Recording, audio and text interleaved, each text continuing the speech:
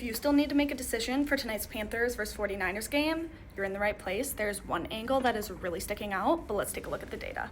I always start with the data before anything else. The True Game Stats matchup analyzer gives a 70% edge to the 49ers, but I want to see the why behind that before I commit to anything. Next up is the injury report. The Panthers are dealing with multiple starters out and depth losses at receiver and running back.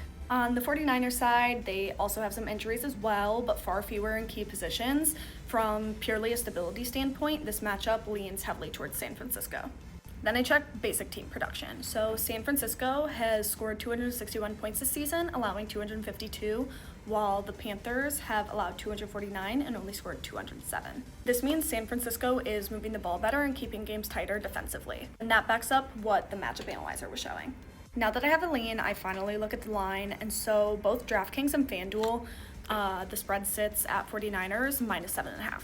The reason why I'm looking at 49ers minus 7.5 as opposed to Panthers plus 7.5 is because nothing in the data supports Carolina keeping this inside a one-score game. The model leans towards a margin win. The injuries are hitting the Panthers harder, and their scoring trends don't point to them outperforming any expectations. So in that case, the value points towards the favorite covering as opposed to the underdog keeping it close. So the spread stood out to me more than the money line or total because the total is messy, because both teams' offensives have been inconsistent.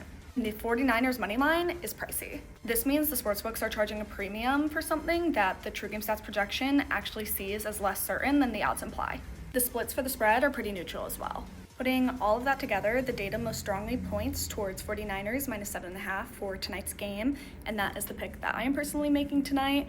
I am interested to see how the data holds up after kickoff tonight, so I will be checking back in tomorrow with my results, but stay tuned and leave your picks for tonight in the comments.